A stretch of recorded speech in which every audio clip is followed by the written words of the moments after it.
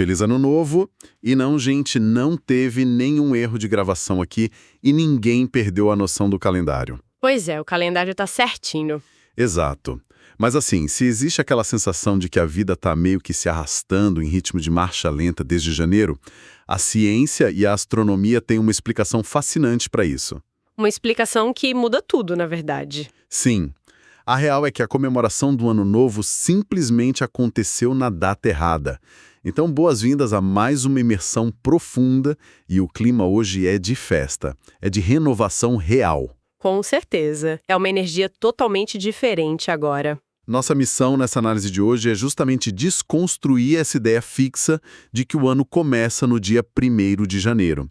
A gente vai mergulhar nas evidências de que o equinócio é, na verdade, o portal mais potente de recomeço da natureza e da biologia. E esse é um excelente ponto de partida, porque assim, essa sensação de letargia no início do ano civil é uma queixa quase universal, né? Nossa, demais. Todo mundo sente isso. As pessoas relatam que, as promessas que elas fizeram lá em dezembro já caducaram em fevereiro. E o que os documentos e as pesquisas que a gente cruzou hoje revelam é que isso não tem nada a ver com falta de disciplina. Ou com preguiça, né? Exato, não é preguiça. Existe um relógio biológico e astronômico que está operando nos bastidores. E o nosso calendário atual está em total descompasso com ele. Ok, vamos desbravar isso.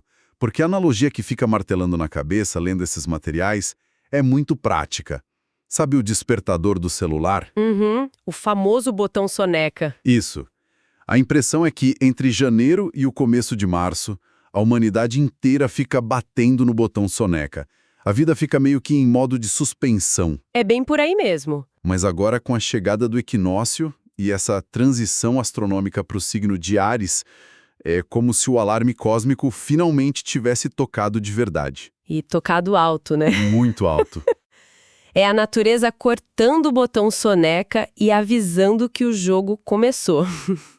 Eu acho que a imagem do botão soneca ilustra perfeitamente essa dissonância cognitiva que a gente enfrenta, porque o instinto da nossa espécie sempre buscou um alinhamento com os ciclos da Terra. Sim, a gente é parte do planeta, afinal. Exatamente. Nosso corpo, nossa produção hormonal, tudo isso responde diretamente à luz e às estações do ano. O grande entrave é que o calendário civil moderno ignora totalmente essa mecânica natural. Ignora completamente. Tenta se forçar, um recomeço monumental em um momento em que o planeta Terra não está sinalizando recomeço nenhum. Nenhuma mudança real, né? Nenhuma.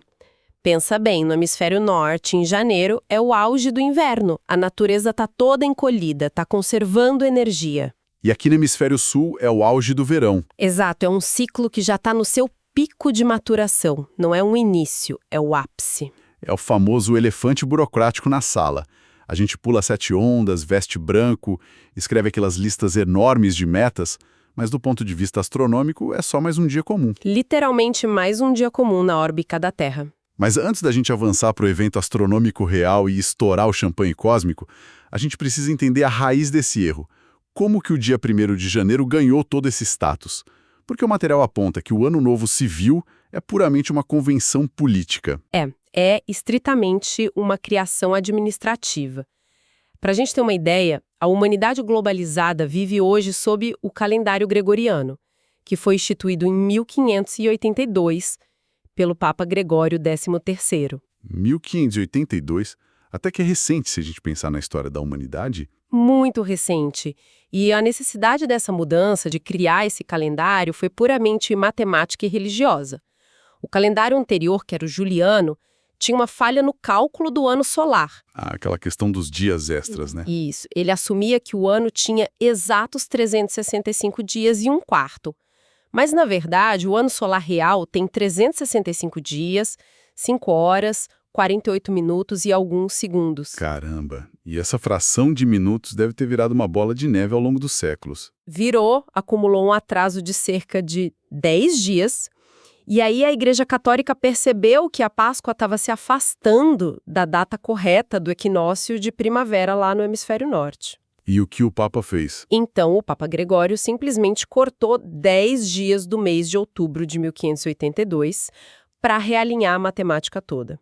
E aí ele consolidou o 1º de janeiro como um início oficial. E essa escolha de janeiro tem aquela conexão com o Jano, não tem? O deus romano de duas faces? Tem sim. Uma face que olha para o passado e outra que olha para o futuro. Sim, faz todo sentido simbólico. A escolha carrega essa simbologia, claro, mas a consolidação prática dessa data servia para fins de extrema burocracia, o alinhamento de mandatos de cônsules, a cobrança de impostos, organização civil. Organizar as planilhas, basicamente. Exatamente. É o que a gente chama de tempo linear.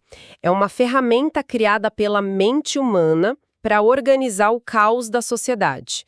A burocracia precisa de prazos rígidos, mas a biologia flui em ciclos. E é aí que a matemática básica expõe a falha na matriz. O texto levanta um detalhe linguístico que, olha, foi um choque de realidade para mim. Conta, qual parte? A questão dos nomes dos meses.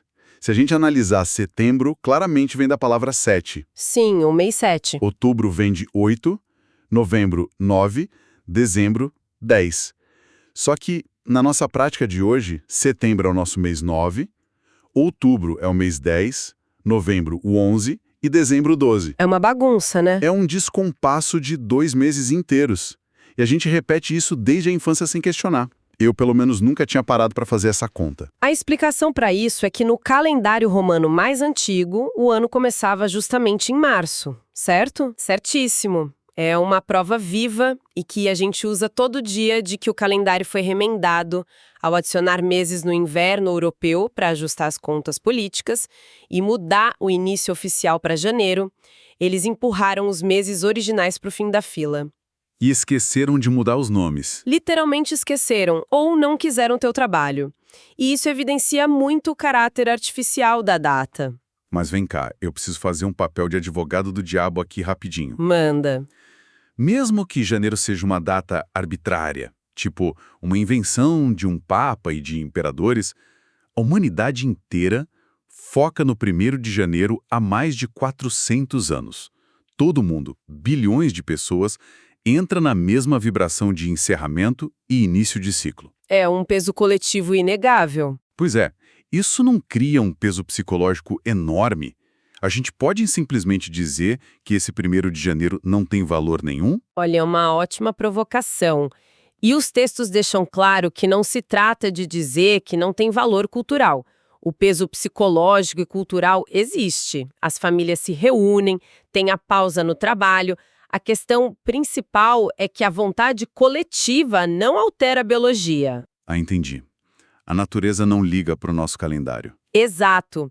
É como se a sociedade inteira entrasse num acordo de que a partir de hoje as folhas das árvores devem cair em pleno verão porque está escrito na Constituição.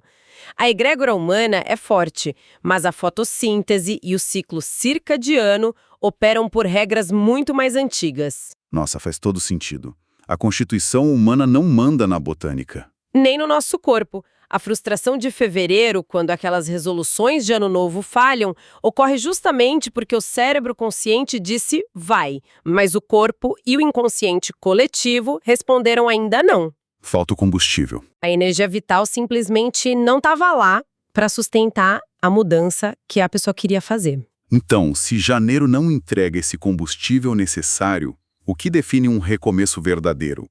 A transição sai daquela sala de reuniões política e entra na mecânica celeste pura. Se a mente humana inventou janeiro, o cosmos inventou o equinócio. O que é fascinante aqui é a precisão mecânica desse evento. Equinócio vem do latim a equinoctium, que significa noites iguais. E isso não é só uma metáfora poética, né? Longe disso. É astrofísica pura. O eixo da Terra é inclinado em cerca de 23,5 graus. E durante a maior parte do ano, um hemisfério está recebendo muito mais luz direta do Sol do que o outro. E é isso que causa as nossas estações. Verão num lugar e inverno no outro. Mas, 2 vezes por ano, a Terra atinge um ponto muito específico na sua órbita. Um ponto onde esse eixo não está inclinado nem na direção do Sol, nem para longe dele. Fica reto. Fica perfeitamente alinhado. A linha que divide o dia e a noite cruza exatamente os polos norte e sul do planeta ao mesmo tempo. Aqui é que a coisa fica realmente interessante. É o ponto zero matemático absoluto. A luz do Sol atinge o planeta de forma perfeitamente perpendicular ao Equador. Isso mesmo. E isso faz com que o dia e a noite tenham a exata mesma duração em todos os lugares da Terra.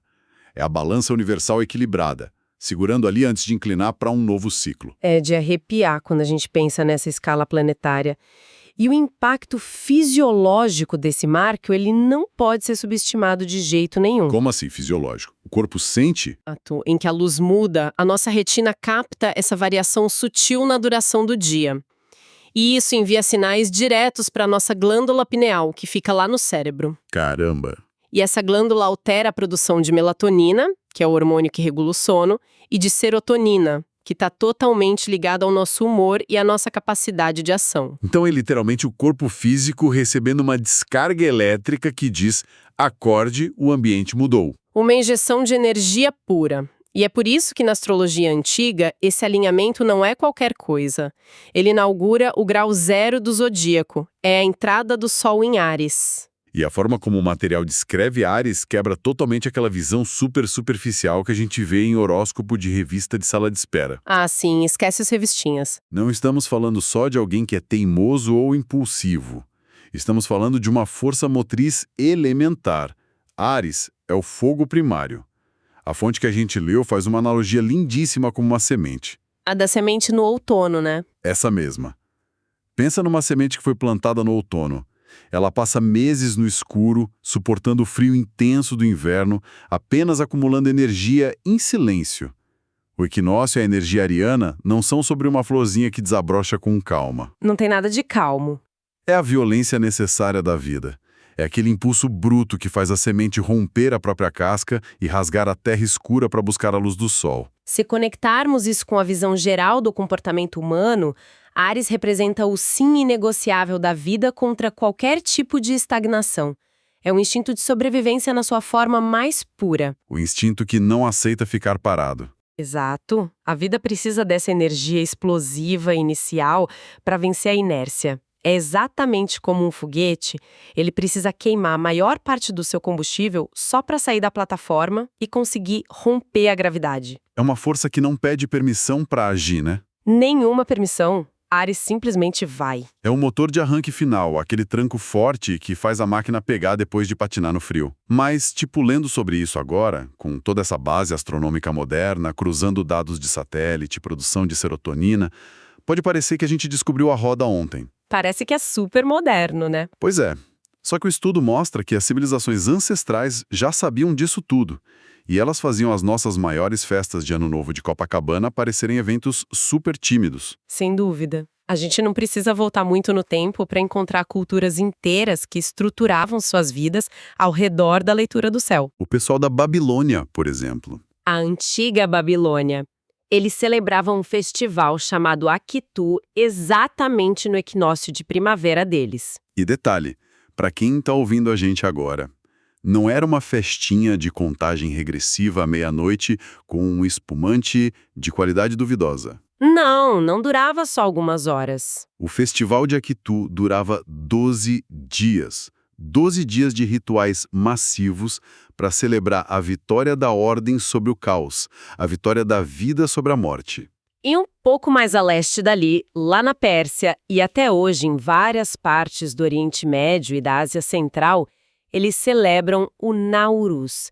E Nauruz literalmente se traduz como novo dia. E a preparação para o Nauruz é intensa, pelo que o texto diz. Muito intensa. O foco central deles não é só comer e comemorar, mas realizar uma purificação física e espiritual rigorosa. Dias antes, as pessoas limpam as casas de ponta a ponta, sacodem os tapetes, tiram a poeira de tudo. Uma faxina pesada. Pesada. E isso simboliza a remoção de todas as velhas energias, para o espaço ficar completamente limpo e poder receber o retorno da luz. E no Império Romano Primitivo, março era o mês 1. E era dedicado a Marte, que, por sinal, é justamente o planeta regente de Áries na astrologia. E tem a questão prática disso, né? Tem. O texto menciona que março era uma época de dupla ação. Primeiro, o solo estava finalmente descongelado para poder preparar o plantio de novos alimentos, e, ao mesmo tempo, era o momento em que os exércitos marchavam para proteger as fronteiras do Império, já que o fim do inverno permitia a locomoção. Ou seja, exigia sabedoria para plantar nova safra e coragem agressiva para proteger esse plantio. Exato. Mas olha, lendo isso, surge uma dúvida técnica enorme na minha cabeça. Como que culturas tão isoladas geograficamente, há milhares de anos atrás, sem internet, sem telescópios ópticos modernos, conseguiam cravar essa data matemática do equinócio com tanta precisão? Essa talvez a parte mais impressionante da história da ciência para mim. A resposta curta é observação paciente e arquitetura monumental. Nossos ancestrais eram astrônomos incrivelmente atentos, muito mais do que a gente hoje em dia. Eles deviam passar horas só olhando para o céu. Sim, eles não mediam o tempo com relógios de pulso. Eles observavam o horizonte ao amanhecer e ao entardecer, ano após ano, década após década. O Sol não nasce exatamente no mesmo ponto todos os dias do ano. Ele vai viajando pelo horizonte. E muitas dessas culturas construíram estruturas megalíticas muito específicas para servir como calendários. Como Stonehenge lá na Inglaterra, ou aquelas pirâmides na América Central. Perfeito! Esses são os melhores exemplos. A pirâmide de Kukulcán, em Chichén Itzá, lá no México, é um exemplo primoroso de engenharia astronômica. Ela foi construída com alinhamentos tão exatos que, especificamente durante os equinócios, o jogo de luz e sombra nos degraus da pirâmide forma a imagem de uma serpente gigante. Nossa, e essa serpente parece que está descendo a pirâmide, né? Exatamente. Era um relógio de pedra inegável, não tinha como ninguém ignorar a virada do ciclo cósmico, porque a própria arquitetura da cidade avisava de forma grandiosa. E claro, isso era uma questão de sobrevivência agrícola, não era só religião. Se perdesse o dia, perdia a colheita. Isso, acertar o equinócio significava acertar o tempo certinho de plantio. E acertar o plantio significava que o povo não ia passar fome no próximo inverno. Então, havia uma sincronia muito visceral com o cosmos, que a gente, infelizmente, trocou por agendas de papel e prazos fiscais. Trocamos o Sol pelo Excel. Total. Isso nos leva à grande aplicação prática da nossa imersão de hoje. A gente já compreendeu a matemática do espaço, a biologia da serotonina e a engenhosidade das pirâmides antigas. Mas e hoje? Então, o que tudo isso significa para quem está ouvindo a gente agora? Para quem está vivendo a rotina louca de hoje. Isso, para a pessoa presa no trânsito urbano, pagando conta e que sente uma necessidade desesperada de renovação pessoal. Como que essa faísca brutal de Áries aterrissa na rotina do século XXI? O primeiro passo é entender que a entrada em Áries é um chamado inegociável à coragem. E veja bem, coragem não no sentido de pegar uma espada e sair para a guerra física como os romanos, mas a coragem de ser autêntico. Ser você mesmo, sem filtro. Exato. Os materiais abordam Áries como o arquétipo do eu sou. E isso levanta a pergunta mais corajosa desse ciclo: quem é a pessoa por trás das máscaras quando ela finalmente para de tentar atender às expectativas do mundo? Nossa, essa pergunta é um baque. Porque, se a gente for honesto, grande parte do nosso cansaço mental não vem do trabalho em si. Vem de onde, então? Vem exatamente do esforço contínuo de sustentar papéis. De atuar para agradar os chefes, as famílias, a sociedade, que exige que a gente seja de um jeito específico. E sustentar a personagem cansa muito a biologia. E a resposta que o material propõe passa por um conceito que eu achei lindo, a busca pelo Deus interno. E eu achei brilhante como o texto desmistifica isso, sabe? Tira aquela carga dogmática, né? Sim. Não estamos falando de dogmas religiosos ou de uma figura de barba branca sentada numa nuvem vigiando os nossos erros e anotando num caderno. O texto define o Deus interno como a centelha de consciência pura no centro do peito. A nossa própria intuição. Aquela intuição silenciosa que sabe exatamente qual é o propósito real da vida da gente. Só que a gente costuma abafar essa voz debaixo de 500 notificações de celular e urgências diárias. Se conectarmos isso com a visão geral da nossa psicologia moderna, quando a conexão com essa centelha interna é restabelecida, o cosmos basicamente oferece a página em branco definitiva. O equinócio é a oportunidade biológica de tentar de novo com o tanque cheio. É o passe livre para recomeçar. Isso. E a armadilha que consome muita gente é carregar a frustração de janeiro como um fardo pesado. Sabe aquela resolução de ir à academia que falhou? A meta financeira que não deu certo? A dieta que acabou no dia 3 de janeiro. Exato. A energia de Áries não tem espaço para culpa ou para ficar sentindo remorso. Pelo contrário, as cinzas dos projetos que não funcionaram no passado recente são justamente o adubo. É o fertilizante rico que vai nutrir a semente nova que você pode plantar agora. Nossa, é um convite de uma positividade imensa. É literalmente o universo entregando um passe livre e dizendo: olha, aquele 1º de janeiro foi um alarme falso. O chão estava duro demais, estava frio demais para plantar. Mas agora a terra cedeu. Tente novamente, mas agora com a força do sol a seu favor. E tente novamente com um formato diferente também. Porque aquele planejamento todo metódico, super racional, cheio de planilhas e mapas mentais, típico do começo do ano civil, isso muitas vezes, pertence a uma energia de estagnação mental. A pessoa planeja e não sai do lugar. Ah, o famoso paralisia por análise. Exatamente, a força do equinócio pede ação direta e pura. Áries não fica elaborando teorias complexas antes de agir. Áries simplesmente dá o primeiro passo. Dá cara a tapa. Sim, e essa é a grande chave para quem está nos ouvindo. Não se deve esperar que as condições externas fiquem perfeitas para começar alguma coisa. Quem cria as condições perfeitas é o movimento contínuo da própria ação. O caminho se faz caminhando, né? Perfeito. A pessoa se torna co-criadora da sua realidade não quando ela pensa muito sobre o que quer fazer sentado no sofá, mas quando ela ousa realizar.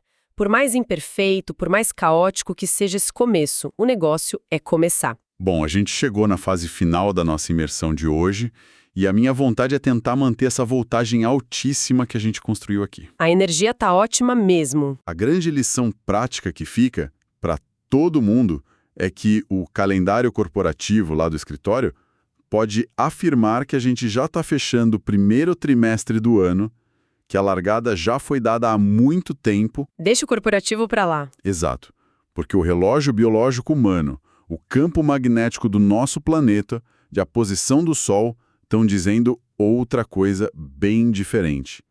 O verdadeiro dia 1, a página 0 do livro, é hoje. É hoje. É o momento de honrar as lições do período de recolhimento, de inverno ou verão extremo, reconhecer tudo o que não serviu para a gente nesses últimos meses e utilizar toda essa potência explosiva do Sol em Áries para manifestar nossa autenticidade. Sem medo. Sem medo nenhum. O equinócio é um gatilho mecânico do universo que impulsiona o crescimento, mas só para quem decide alinhar as próprias ações a esse ritmo e tem a coragem de rejeitar esse estado de dormência imposto pelo calendário burocrático. E para coroar tudo isso que a gente discutiu hoje, eu quero deixar uma última linha de pensamento para uma reflexão mais profunda para a galera que acompanha a gente mastigar depois que essa imersão acabar. Adoro esses fechamentos, manda lá. A gente explorou como os antigos olhavam para o céu para se sincronizar com esse chamado massivo de renovação, seja construindo pirâmides ou acompanhando a sombra de um obelisco. Uhum. O Sol tocava na Terra de forma equilibrada no equinócio e a humanidade inteira sabia que era hora de acordar. E a gente falou sobre os romanos, que usavam março para plantar as novas sementes, mas também como um momento em que os exércitos precisavam marchar para proteger as fronteiras. Sim, garantir que o que foi plantado estivesse seguro. Exato. Fica então a grande reflexão para este novo ciclo real. Quais limites e quais fronteiras pessoais precisam ser defendidos com urgência por você agora?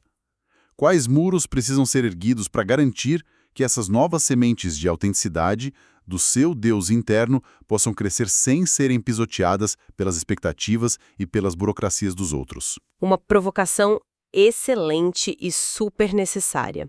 Sem proteger a fronteira, a semente não sobrevive. Fica aí o desafio para ser desvendado na prática da vida de cada um. A todo o pessoal que acompanhou a gente até aqui, um vibrante e muito autêntico Feliz Ano Novo Astrológico. Feliz Ano Novo, pessoal! Que esse tranco cósmico faça os motores rugirem e traga um despertar muito poderoso para todo mundo. Até a nossa próxima imersão!